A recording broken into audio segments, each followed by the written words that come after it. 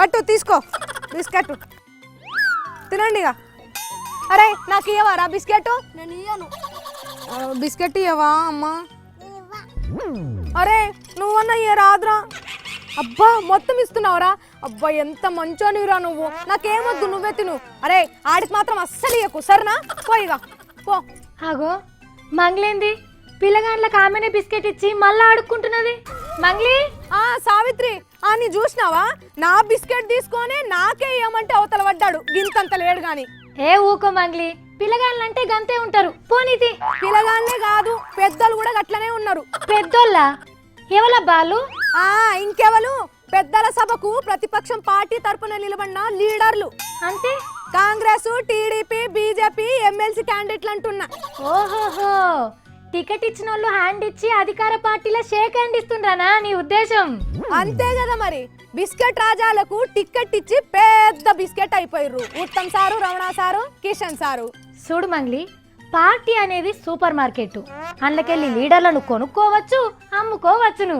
పాపం Uttam sir, Ramana sir wholesale గా అందరు ఒక్క కాండే పోతే గిరాకీ లేకుండా ఆగమై ఉండొచ్చు.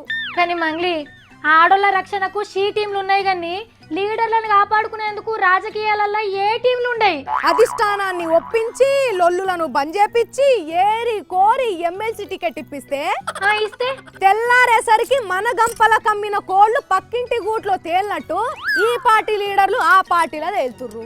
గడ్డి ఓకాడ తిని పాలు ఇంకో కాడిచ్చుడు రాజకీయాలలో కనీస ధర్మం. ఇది ఏడనైనా ఉండేదే. మరి కిష్ణాలు సారోళ్లకు, ఉత్తమ్ సారోళ్లకు, రమణ సార్కు ఇంత చాదస్తము, ఇంత మొండితనం అస్సలు పనికిరాదు. చేసుకున్నోళ్లకు చేసుకున్నంత అన్నట్టు తెలిసొస్తదిలే వాళ్ళకు కూడా. అంటే ఏందన్నట్టు?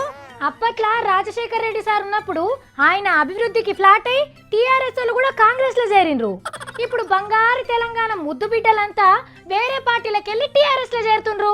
ఇలా తప్పేం లేదు. ఎలక్షన్లప్పుడే కప్పగంతులు ఎందుకేస్తారు ఈ ముద్దు బిడ్డలు? అధికారంలో ఉంటే అందరు ముద్దు బిడ్డలే కావచ్చు మంగ్లీ. అందుకే నేను ఒక్కటే చెప్పదలుచుకున్నా సావిత్రి, రమణ సారు, ఉత్తమ్ సారు, కిషన్ సార్ను చక్కగా పోయి టీఆర్ఎస్ లో ఏరమంట. తోటోళ్ళంతా పోతుంటే మీరుండి మాత్రం ఏం చేస్తారు సార్ అని చెప్పొస్తా. ఏ ఊకో మంగ్లీ, పార్టీకి పెద్ద మనుషులు వాళ్ళు పోతారంటవా? బంగారు తెలంగాణ కోసం ఎంత మంది పోయినా కార్ల జాగా ఖాళీగానే ఉంటది. నిర్మోహమాటంగా పోవచ్చు. నువ్వు అన్నట్టు కార్ల జాగా ఉంటది కానీ వీళ్ళకి ఇల్లు ఉంటదా? ఇప్పుడు మాత్రం ఉంటదా? దినదిన గండం లెక్క ఎందుకు ఈ లొల్లి? టీఆర్ఎస్ లో పోతే జంజాటమే ఉండదు. అంత కొత్తిమీర మిర్చిలే చేస్తుర్రు ఇల్లు. ఏమో మంగ్లీ, నువ్వు అన్నట్టు భవిష్యత్తులో ఇసొంటి జరిగినా జరగొచ్చేమో. పాపం అందరి గోసంతా బంగారు తెలంగాణ కోసమేనా?